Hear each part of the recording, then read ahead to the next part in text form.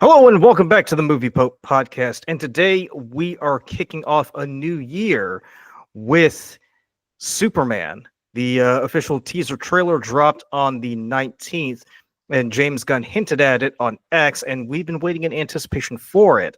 Now, Lee and I did have a chance to watch it, so we've let the trailer kind of foment in our brains for a while, and now we are going to have a chance to look over everything and talk about it and see what our thoughts are. But let us know down below what you think of the Superman trailer. Are you excited to see it this summer when it comes out in theaters? Are you excited that James Gunn is taking over DC?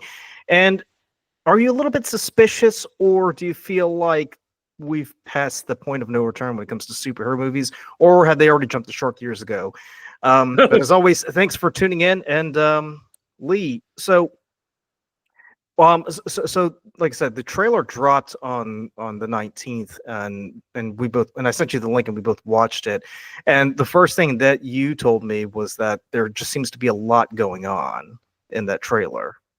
Yeah, it feels extremely overstuffed, and I think this is where you're going to be a lot more, I think, intelligent as far as like identifying like the characters and everything, because I would say I have some familiarity, right? Like I'm not totally out there. I've seen loads of shows, loads of specials, and I've obviously it's definitely in my range. But even for myself, there was times where I'm like looking at the screen, I'm like, I don't really recognize that character, and I think that's kind of one of the things I'm really worried about. And I think back to kind of the MonsterVerse, or what was supposed to be the MonsterVerse. Where it felt like, we had the Mummy with Tom Cruise, and, they kind of spread all this, type of stuff in there, and we're trying to like bring in, Dr. Jekyll and Mr. Hyde, and, some other elements that are out there. And it ended up just being a mess of a movie, and the MonsterVerse we were supposed to eventually get fizzled out right away in the first movie that came out. So when I see this, I have that same kind of like concern in the back of my head is, it's Superman, right? But then you see all these characters, and I don't want to get into it yet until we watch the trailer, but that was kind of my initial concern, because I just don't want this to be something where we watch a Superman film and he plays second fiddle to everything else going on. Well, I mean, that's another thing too. It's because Superman is one of the more difficult superheroes to kind of adapt to the big screen. Because I mean, we're talking about a superhero who has a lot of powers. So right off the bat, you kind of have to figure out like where exactly can you go? Because at least with Batman, he's just a man in a suit who relies on his wits and gadgets. So it's far easier to adapt a Batman, storyline than it would be Superman. Where it becomes interesting for me is to see to your point, how exactly can they properly portray Superman without him being overshadowed by everything else around him? Because they did drop a few superheroes in the mix, so right off the bat, you kind of have to wonder: is this really? Is this really a Superman solo film, or is it more of a precursor to the Justice League that we're going to see later on? Mm-hmm. Well, let me ask you this: like, just based on what you've seen so far, like, how does it compare in tone to to other Superman movies? The big one that comes to mind is the Man of Steel, Of course, Henry Cavill. Yeah. It's got that James Gunn tone, right? Like. It's got kind of the you have this weird quirkiness to it, that it's not all solemn. Like, we see right at the beginning, right? You see Crypto, the dog. To me, that's, if you're trying to take something serious, having his dog be a part of it, it's going to be hard to pull up that serious tone. So, does this mean like, is it him like crossing universes or anything like that? I don't know. Did we already kind of get the multiverse with this in the first one? I don't know. But it is a very interesting choice to include something like that, because obviously I think it'll be a little bit challenging to take it seriously when you have, a superpowered dog being in your film. Now, James Gunn has had success in kind of blending this kind of serious and comical tone in a way, right? We've seen him have success with this. But at a certain stage, it's almost like I start to get that same vibe, right? It's kind of like Guardians of the Galaxy type of vibe, where you have all these characters coming together with all these different backgrounds. And I think the trailer kind of gave me the same feel of that. And I'm like, I don't want this to always be how he handles every movie, is just kind of creating like, oh, we're just going to mash all these characters together and create this, superhero team. Right, because you remember last time when Zack Snyder was in charge, he gave us Man of Steel, and then he gave us Dawn of Justice, and then he gave us, um, the Justice League movie, and it felt like a rush job, right? As Oh, opposed absolutely. as opposed to the first phase of the MCU, where it was carefully woven in, movie by movie, until we got the first Avengers movie. Was it 2012? Because he wanted to introduce us to the individual characters first before giving us the full taste in the first Avengers movie, and then what would eventually lead us all the way down to Endgame for a few years back. I think Yeah. I think here what James Gunn is doing is kind of sort of doing the same thing, but my worry is he kind of falling into the same trap that Zack Snyder kind of fell into. Yeah. Um, Well, it's like I feel like we've seen this like kind of mash up a character, right? Because he did the Suicide Squad, not to confuse with the first one that came out. mhm. But like kind of all these characters also had Nathan Fillion in it. So like he kind of just like I don't know. That's my concern, is we're just trying to always have that same feel for stuff. And if you did it with Guardians, you did it with kind of this reimagining of the Suicide Squad. Is Superman going to be something where you try to once again just bring all these characters together for the sake of it? So, but we'll see. And Luca, I would appreciate it if during this trailer, I want you to say, when you see these people, tell us who they are, because there are some of these characters I do not recognize at all, and I'm going to need your help for that one. Well, I mean, we are going to see Nathan Fillion again in this. Yes, in this yes. trailer. I will say this. Nathan Fillion has played Green Lantern before, albeit in animated form, because he has voiced Hal Jordan. Oh, interesting. I did not know that. He has voiced the Hal Jordan iteration of the Green Lantern. So in this case, he's playing Guy Gardner, who, as you'll see in the trailer, he's got the the Mo haircut. Also has a slight anger issue, and then we're going to see Hawkgirl, and then we'll see a character, the guy with the T mask, that's Mr. Terrific, who's supposed to be the smartest man in the DC universe, kind of like Reed Richards. But yeah, I mean, there are a few characters that kind of pop out, but yeah, I definitely want to get your take on this. So, without further ado, let's dive in. All right.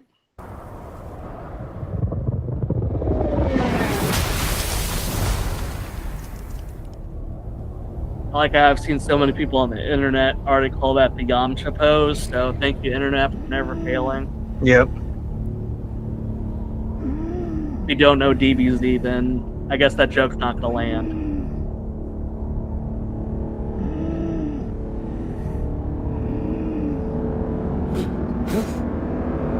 This suit just bugs me. Something about it just I'm not a fan of the look of the suit.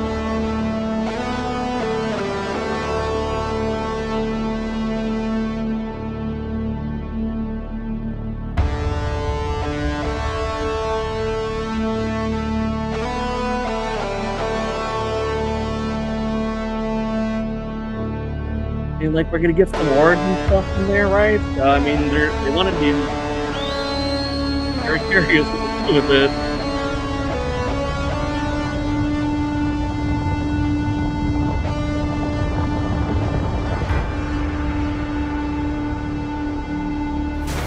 Crypto. Home. Take me home. I just don't know what to feel about this. Not saying anything bad about the dog, because you get banned on the internet for that.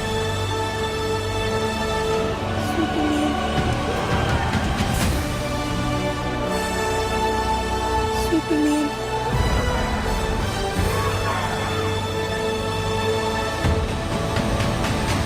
all the Zack Snyder people coming out to hate on Superman. Yeah. Wait a minute, he is a robot? Wait a minute, who's that, Lucas?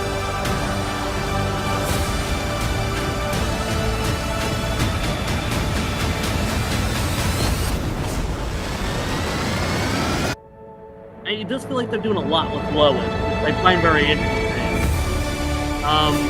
Obviously Lois Lane plays a huge part in Superman, but kind of I see a lot of her in it, so I'll be very curious if it's a lot dealing with kind of their relationship. So, who was the one we saw? Like I saw the robot, right? And I guess there's like a robot butler that I guess is in the Fortress of Solitude. Right, but I didn't recognize who came right after it. Did not recognize that at all. Well,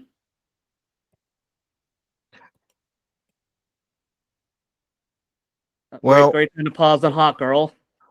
Yep. So yeah. So obviously that's Nathan Fillion, and he's playing another iteration of Green Lantern, Guy Gardner in this case, as you can see here. And then World's greatest haircut. You got Hawk Girl. Mm-hmm. Now I'm a little, yeah, I'm a little curious about this. Like, what exactly is going on here? They've decided they're just going to go ahead and introduce kaiju here because and the crazy like eyeball looking thing that was out there as well. So, very well, there's curious. Fortress of Solitude. I mean, that's yes, that part I get, and I guess I guess had a robot butler, but I think it was right afterwards. I think we skipped it because I was it right after the Fortress of Solitude. It was like a screenshot. Just play it after like a certain stage. There, that guy. Who was that? So that to me, shit. Come on, gotta be really fast. I think that might be Brainiac. Okay. I'm not. I mean, no, I could be wrong, but. But I know Brainiac is one of the more formidable villains in Superman's rogue gallery because he's supposed to be this. I mean, if you've played Injustice 2, he's got this propensity for going to other worlds and just destroying life over there and collecting them in jars. I guess in mason jars, like an old granny. But yeah, kind of looks like it might be. It might be Brainiac. Yeah, and I like how we haven't even mentioned Lex Luthor because I mean, like, he's such a very iconic character. I think everyone like, if there's anybody you're gonna know as far as a villain for Superman, I feel like Lex Luthor's top up there. Well, I was going to ask you because we saw it was Nicholas Hoult. Playing Lex Luthor. Now I'll be honest with you. That casting came as a surprise to me because I really couldn't see Nicholas Hoult playing Lex Luthor to begin with because he just doesn't have that menacing, intimidating quality. But to be fair, the past few iterations of Lex Luthor have been a bit lacking because we had Jesse Eisenberg from the Snyderverse, and that really made my skin crawl. And then I would argue that one is a lot more of an interesting choice than Nicholas Hoult. But yes, I agree. Very, very odd choice there. And then in the Arrowverse, you had John Cryer of 2.5 Men fame playing Lex Luthor, which I'll be honest with you, like I thought he did a decent job, but I mean the fact that he was in 2.5 Men, you just couldn't help but get that image out of your head, really. So I'm interested to see how he approaches this character of Lex Luthor, just because Luthor is very much an imposing and intimidating man. I mean, obviously the big name that comes to mind is Clancy Brown, because anybody who's grown up on the on the DC cartoons of the 90s and early 2000s will know he voiced Lex Luthor, and he brought this level of gravitas and intimidation to the character that really suited Lex Luthor at that time. So a part of me kind of wonders, why couldn't you have just gotten Clancy Brown to come back? Because I'm sure he wouldn't mind shaving his head or wearing a bald cap for the role. I mean, we just saw him in Penguin, right? Which And he did, and he did a great Great, job playing this yeah, menacing, great TV character. show. So, Yeah. but yeah, like we are looking at something like that. I mean, geez, like I feel like you just have to go further and further back because you got like Kevin Spacey. Eventually, you get back to like Gene Hackman, where it's just like, yeah, the amount of different iterations we've seen for Lex Luthor is kind of wild. All the people that we've seen in that role. I'm sure a lot in some other TV shows and movies that we haven't brought up yet, but I mean, it will be very interesting. I just saw Juror Number 2, interesting movie there, and Nicholas Hoult Yeah, was, that was the Clint Eastwood movie, right? yes, yep. Okay. It was a pretty good movie. I enjoyed it. And Nicholas Hoult kind of plays the lead character in it. Obviously, probably not going to be very comparable to what he's going to be as Lex Luthor, but I'll be interested to see what he does, especially with this character. That's probably going to be the linchpin of the movie outside of, I mean, Superman, which, I mean, it's, Henry Cavill, right? Like, the guy just, to me, was like the epitome of what you would think of as Superman, right? Just like the look and everything, I think he had like the stature that you would have with it. I don't want to David I think it's like Corin's wort or something like that. It was I kind of had to figure out how to pronounce his last name, but I was going to say, like, Henry Cavill. I mean, nothing against the guy. I mean, he's a phenomenal actor, but but he kind of comes off as a bit of a meathead, right? And when you have a director like Zack Snyder, who's known for making movies that are pretty much focused on big muscular protagonists, it would seem par for the course, really. Like, of course, he's going to get Henry Cavill to play Superman because he kind of fits his vision of what Superman is. Kind of the same with Ben Affleck. He kind of fits what Zack Snyder would envision, Bruce Wayne, / the Dark Knight would be. So David Corn's what he kind of, we saw in the trailer, he kind of has more of this like nerdy look about him. He kind of looks like, looks like, the kid in the back of the class who's like, buried, deep in books. Well, I mean, he kind of reminds me of the kid from Dan to Dan, oddly enough. With the goofy hair and the glasses. So obviously he's coming off with a much different vibe and a much different look than what Zack Snyder probably would have gone with. Sure, yeah, absolutely. And I think that, kind of him being a little bit, maybe not as like big or not as like intimidating as like maybe Henry Cavill was, that might help open up some doors too, right? Because, I think that kind of helps with the relationship with Lois Lane, because if we are going to spend more time as Clark Kent, does it make more sense to have someone that feels a little bit more for that role, as opposed to the way you described it, Henry Cavill just being kind of a big old meathead that's just going to, the focus is obviously more on his like physical appearance and his, ability to ultimately fight. So I think.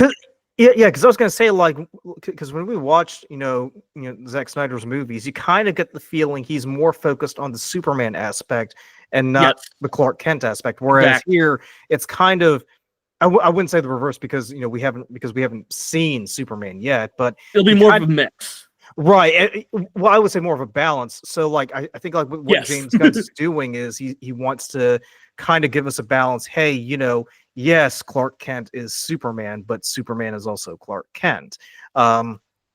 So as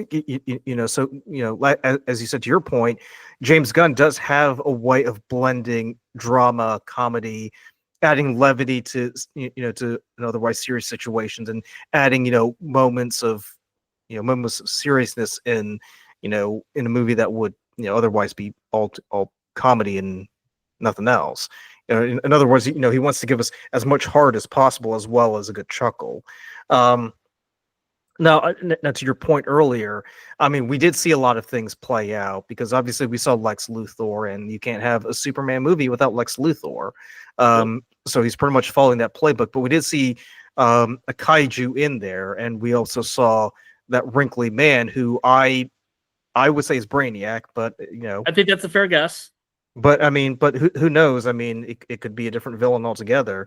And then we saw 3 members of the Justice League. So we got Nathan Fillion as Guy Gardner, a Green Lantern, and interestingly enough, I mean, Nathan Fillion has played a Green Lantern before, but he's always voiced the Hal Jordan iteration of the character. So this will be the first time where he's playing a different iteration of Green Lantern.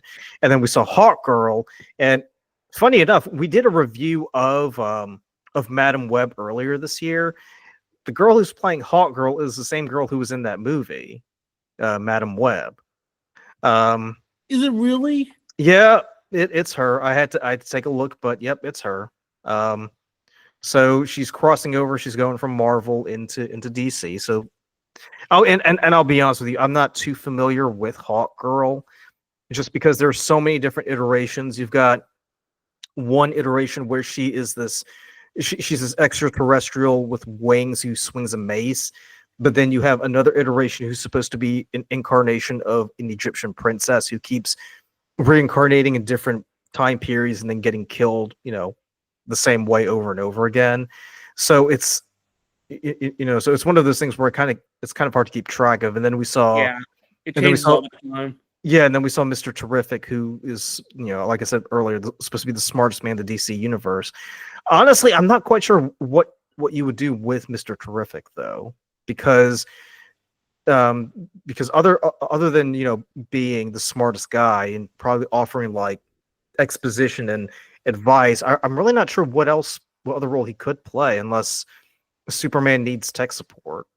Well, I mean, like you pointed out, I mean, we see like kaijus, like there was a weird look like eyeball that was shooting stuff. Like I think that there's going to be some type of universal, I don't know, something funky's going to be going on. So I think his introductions could be like, oh, hey, the universes are colliding with each other, blah, blah, blah, blah, blah. And just throw in some... It's a bit too early for the multiverse, don't you think? I mean, we only just got the first movie in the DC universe. Look, man, they're doing a lot. There's a light in there. So I don't know how they're going to bring in like these extra terrestrial creatures in, so gonna be maybe not multiverse per se, but some type of weird time paradox, something or other, something funky is gonna happen here. Interesting. I know Hawkgirl and not this, but I think it was Jon Stewart, who was another version of the Green Lantern. Yeah, so the Green Lantern, yeah. They had a relationship at one stage in one of the cartoons or one of the animated ones.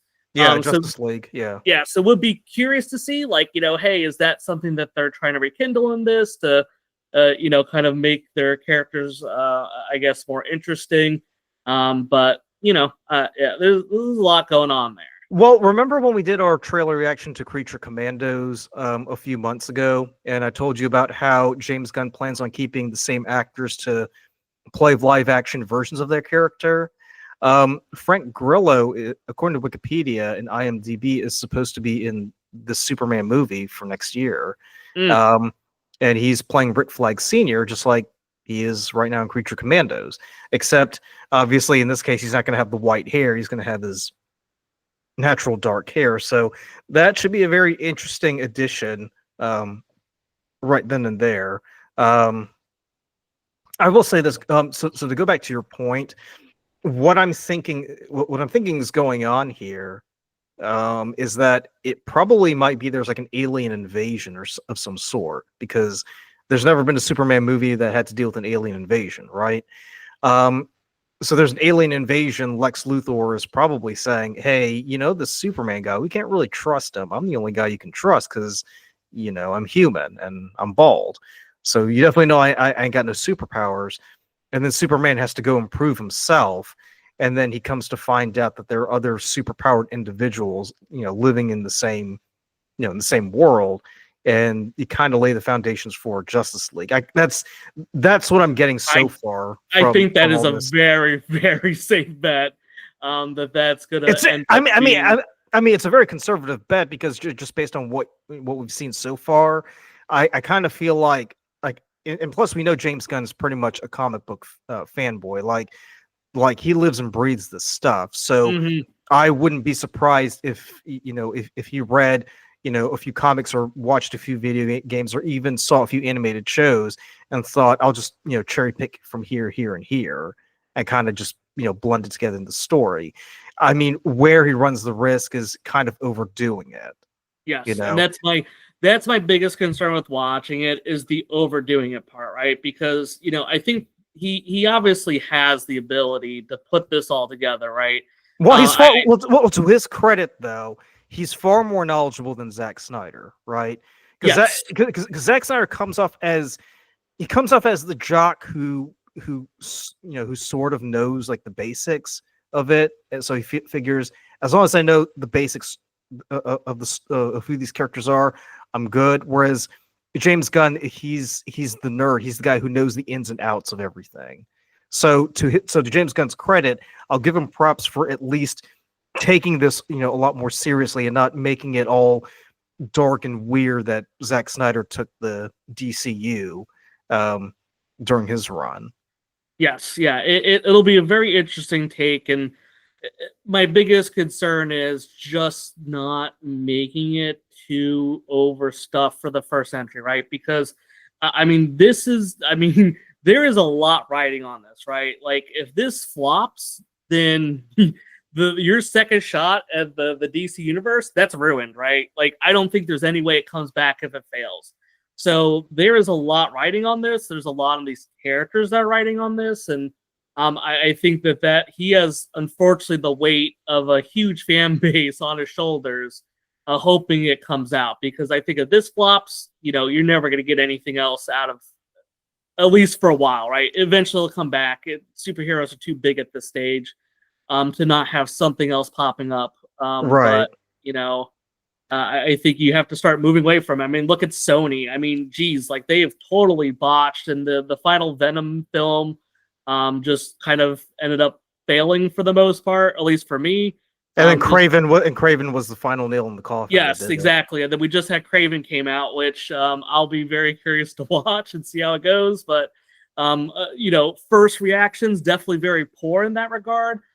So I mean, you're watching these superhero films really not meeting the expectations of the standards that I think people have been expecting with a lot of this other stuff. So there's a lot that the Superman film is going to do, and well, here's my question though, because as you say, there's a lot riding on James Gunn to try to fix what Zack Snyder broke with the DCEU. And I'm sorry for anybody who's a Snyder fanboy, but I do lay most of the blame at Zack Snyder's feet for all of this. But why start with Superman? That's my question.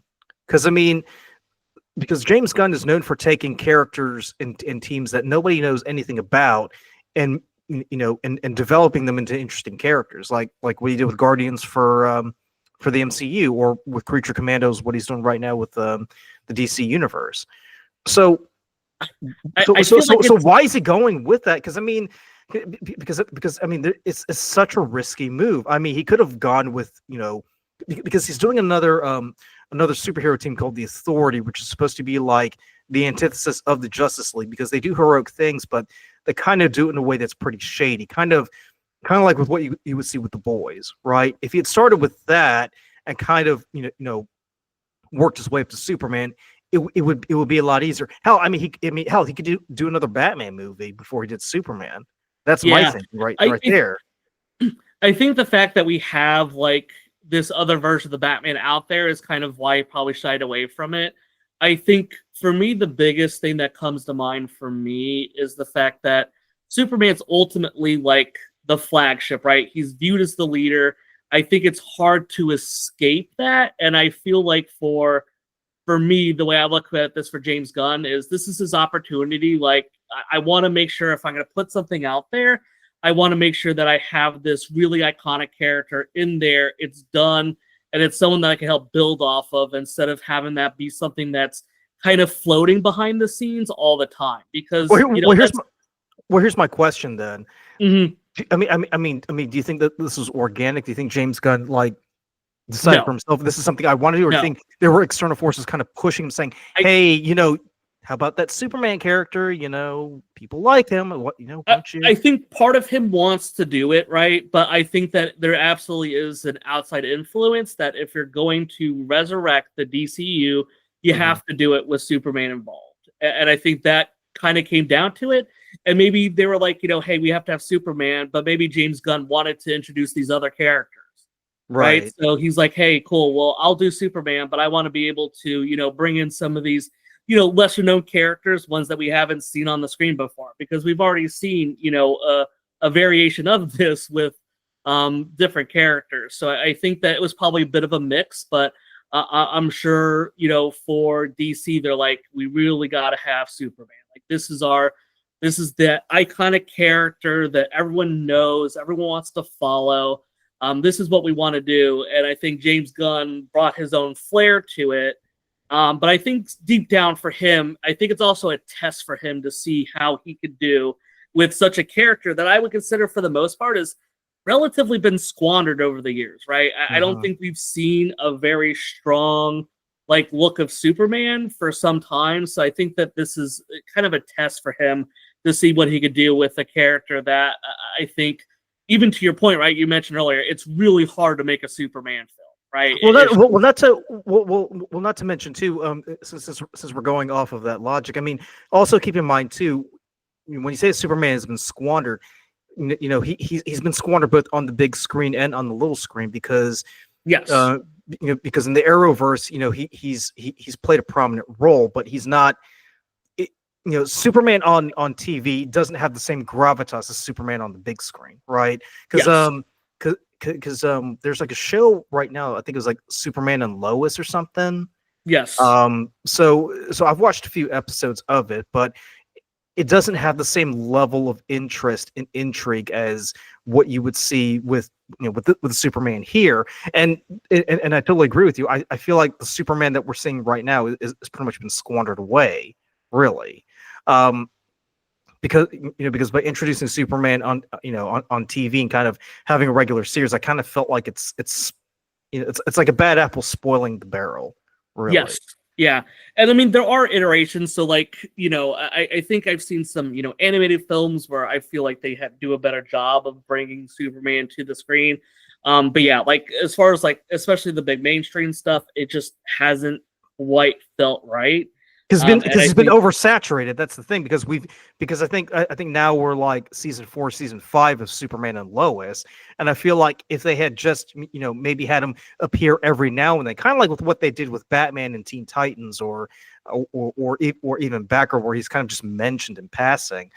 That way you kind of you're not squandering, as you would say, the potential that he has when you put him on the big screen and you see, wow, this is Superman. I can totally get behind that. Now, granted, I mean, the Superman we're seeing on TV isn't in the same quote unquote universe as what James Gunn is seeing, but to your point, it's still squandering Superman either way.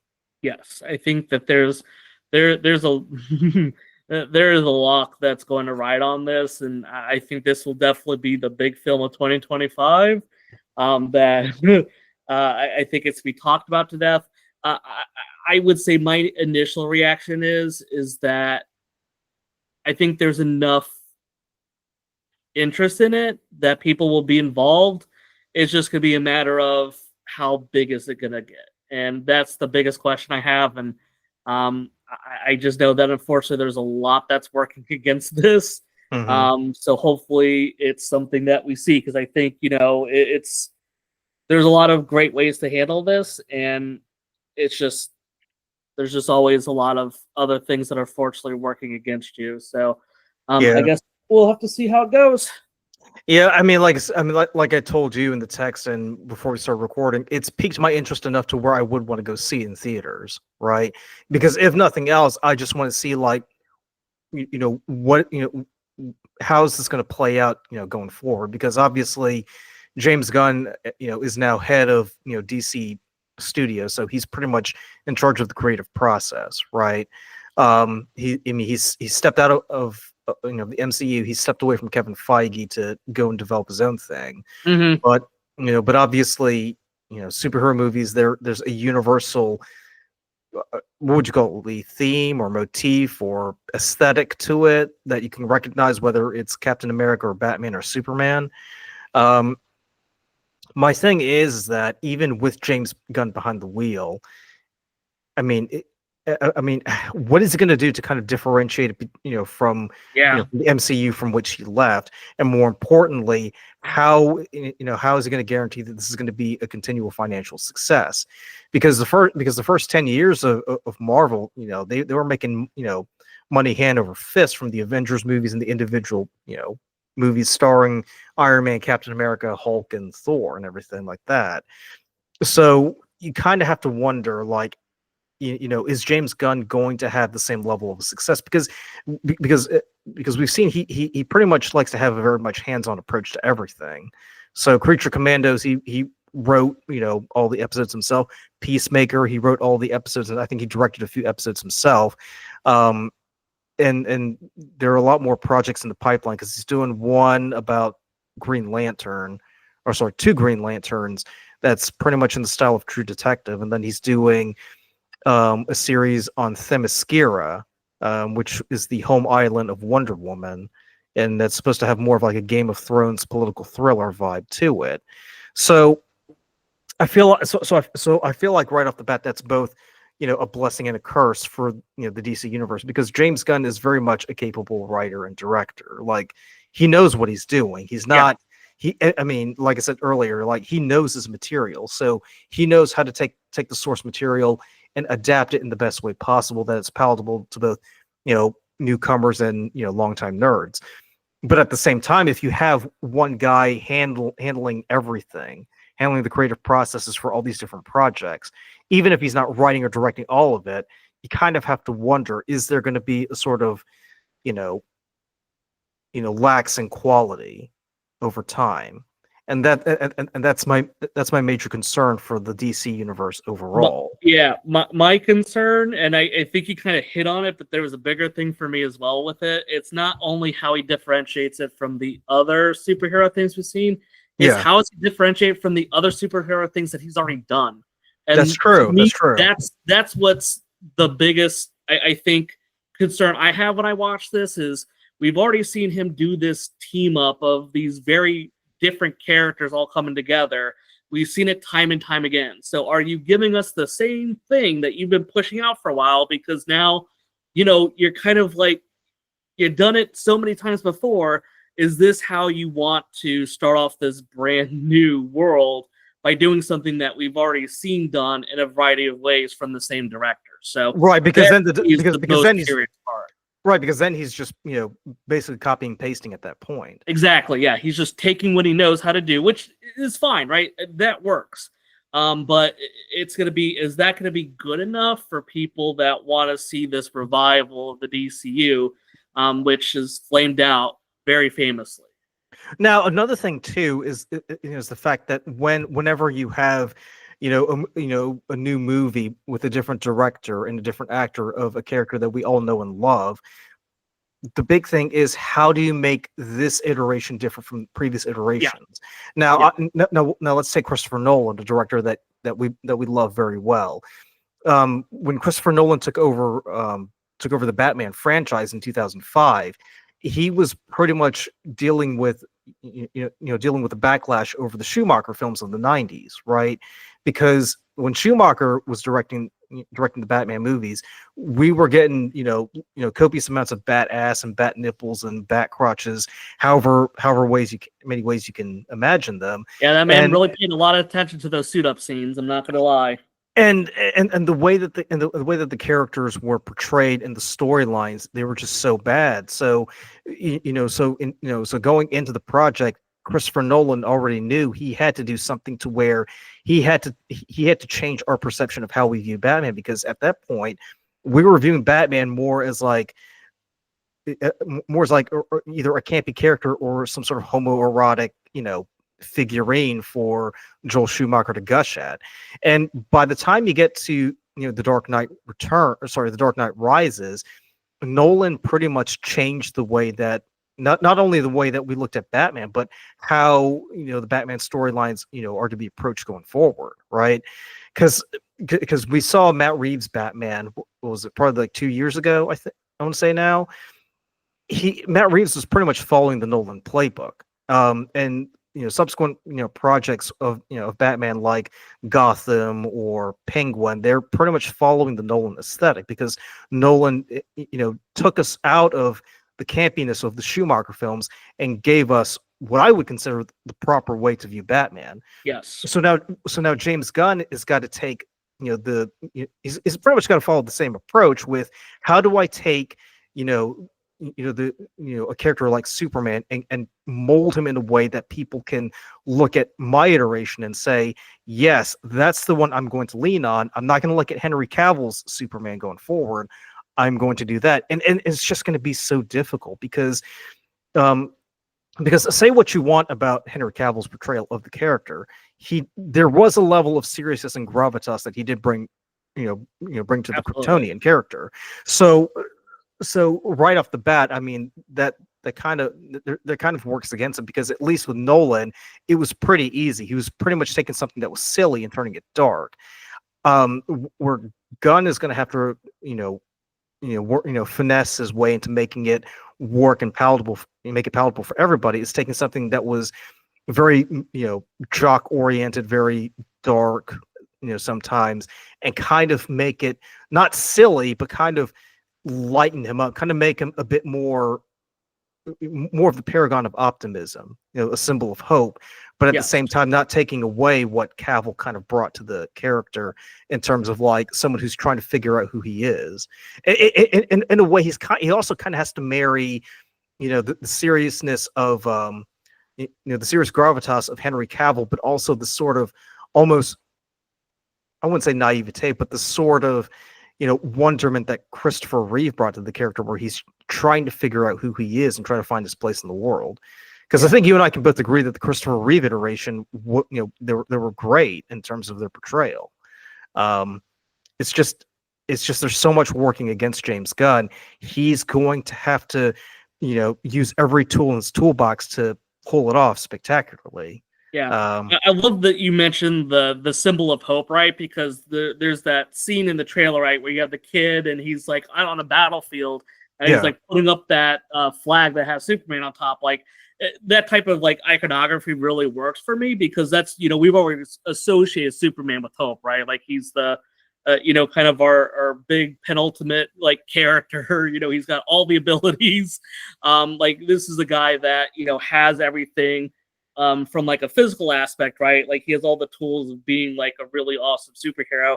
I think the other thing that also is a huge benefit for this is the fact that because he's been around for so long, I think you will always have kind of that fan base that wants to have that hope again, that this is going to like rekindle their interest in Superman, right?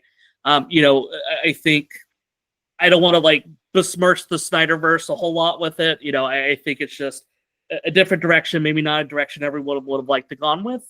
But, I think this is an opportunity to get those people back that maybe have lost Superman, lost interest in Superman over the years, because, I mean, there's been a lot of iterations just haven't worked, right? Like, there's been a lot in between, the Christopher Reeves and the now. And I think most of them just haven't worked. So I think that there is kind of a little bit of optimism that we're able to break out of this mold. And, I think people are, rooting for this, or at least I'm rooting for this to be good, because I do want to see this be successful and do something, even though I do feel like superhero fatigue is a very real thing, and I'm just kind of tired of seeing it. But I definitely don't want to see a character that is as popular as this fail at this level. So right, but you are getting my point about what he's doing, because, like I said, I mean, Nolan faced the same problem back in 2005, and I think what Gunn has got to do is pretty much kind of do what Nolan did when he did Batman Begins, but kind of do it in a way that it changes our perception of how we view Superman, because absolutely, like I said, Henry Cavill, brought gravitas to him, but Snyder also made him like this really mean character who, when you look at him, you're like, yeah, I don't feel hopeful around this guy. Like that. So what we saw with that scene where the kid raising the flag, that gives me hope Yes. because at least it shows, he wants to approach Superman as more of the optimistic character who believes in the best in Yeah, mankind. you want to see his humanity, right? That's what I Exactly. think was missed in the newest iteration, right? Like we never really got to know, or I don't think they did enough for us to really get to know him. I know It was a all lot. alien, really. Yes. There was, obviously like a lot of him like growing up and everything, but I just don't feel like you really got all the connections that you need. And I think this one is trying to do that a lot more. And I think that's why we see a lot of like Lois in there, because I think that that's going to be kind of us be able to see the human side of Superman that has, I think, kind of been missed over time here. Right. Yeah, because we really didn't see that much of Lois in previous Oh, not at iterations. all. Yeah. Yeah, I mean, it was just occasionally she would bring coffee to the policeman while staring at his tomb or as a memorial, but that was it. Oh, Mhm. quick correction. So that guy that guy that we saw right after the building fell and exploded, that gray guy, Yeah. it's not Brainiac, it's Metamorpho. So he's another superhero. Ah, Um, but he's one of those weird superhero characters that I don't know too much about. So that's yep. so that's That's my very my James Gunn. mistake. So Yeah, that's my yeah, exactly. Now I have seen Metamorpho in cartoons in years past, but he's not one of those characters that really sticks out to you. So yeah, that's not Brainiac, that's Metamorpho. But I still stick to my previous theory that there's going to be some sort of invasion or something, and Superman is going to prove I'm just as human as you are, even though I'm an alien from another world. yes. But yeah, that's. Did you have any final thoughts or anything else to add to this reaction? No, I think we've talked a good deal about what we're looking for, and I just it'll be interesting to see if you're willing to watch it in theaters. I'm willing to go with you, so don't worry about that. I mean, you don't have to worry about because you're not the one buying the tickets. That's true. That's true. So, but yeah, like it'll be. I'll be very curious to see how it all rolls out, and yeah, just I'm sure we'll see a lot of fighting. I know they'll be continuing that whole James Gunn versus Snyder stuff. So there's gonna be so much kind of, I think, drama added on just from kind of the varying fan bases. So yeah, there's gonna be a lot. This will be the talk of the town for some time, I feel. Well, I want to add one other thing too, because this year 2024 has been pretty quiet when it came to superhero movies, because we didn't see that many movies coming out from Marvel, did we? No. Because I mean, Sony gave us Craven, which, well, we won't say anything else about that, but but we And really Man of haven't, Web, right?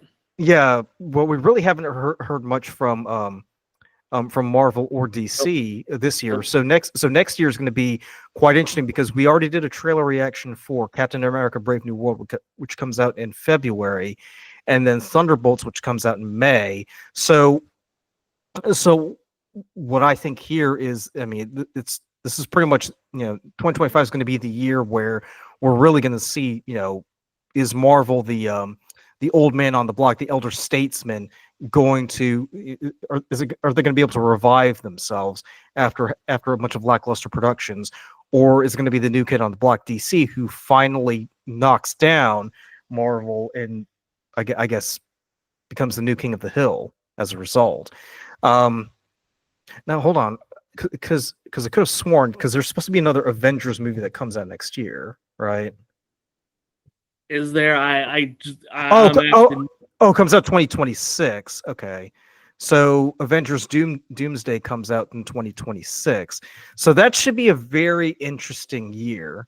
So in the next few months, I mean, obviously we're going to see a new Captain America and a new superhero team in Marvel come to the spotlight.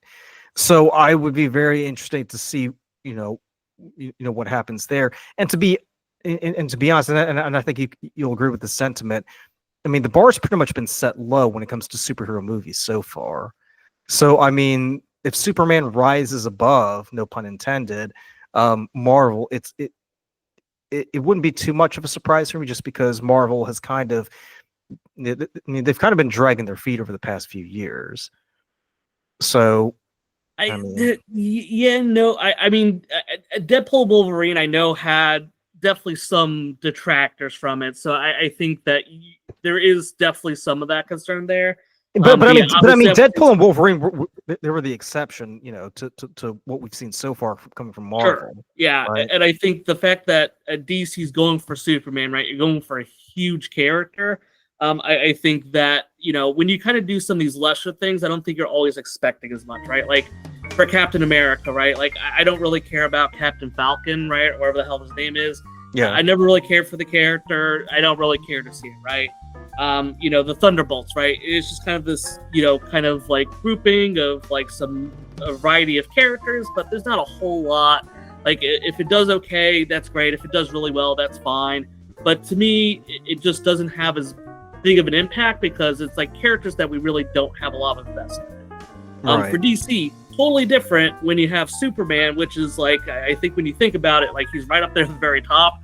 He's on the Mount Rushmore, so to speak, of superheroes. Like that to me is what's riding on this. So yeah, so it'll be these next few months here. We're gonna have a lot of people being very curious how it goes, and there's one guy that everyone's gonna point the finger at if it's either a great success or it's a great failure. So James Gunn's got a lot riding on this.